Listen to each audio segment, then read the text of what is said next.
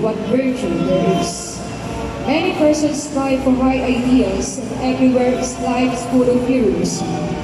Be yourself, especially do not feign affection, neither be cynical about love. For in the face of all aridity and disenchantment, it is as perennial as the grass. Take kindly the counsel of the years, gracefully surrendering the things of the youth. Nor your strength of spirit to shield you in a sudden misfortune, but do not distress yourself with dark imaginings. Many fears are born of fatigue and loneliness. Beyond the wholesome discipline, be gentle with yourself. You are the child of the universe, no less than the trees and the stars. You have the right to be here, and whether or not it's clear to you, no doubt the universe is unfolding as it should.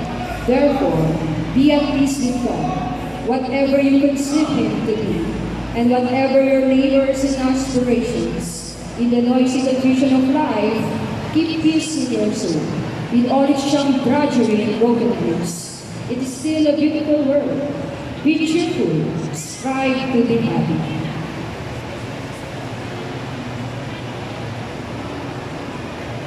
Law Enforcement Code of Ethics.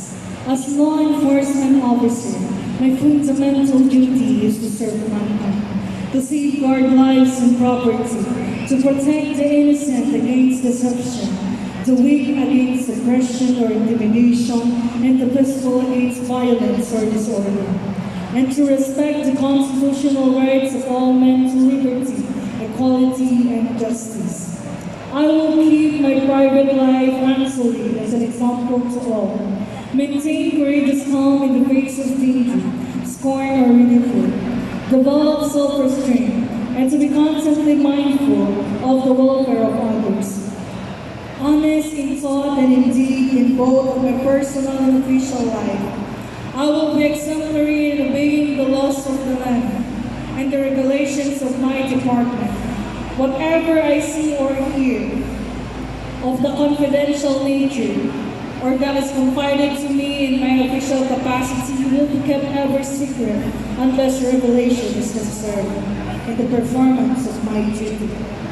I will never act officiously or permit personal feelings, prejudices, animosities, or friendship to influence my decision, with no compromise for crime and relentless prosecution of criminals. I will enforce the law courteously and appropriately, without fear or favor, malice or ill will, never employing unnecessary force or violence or never accepting gratuities. I recognize the badge of my office as a symbol of public faith, and I accept it as a public trust to be held so long as I am true with the ethics of the police service. I will constantly strive to achieve these objectives and ideals, dedicating myself before God to my chosen profession, law enforcement.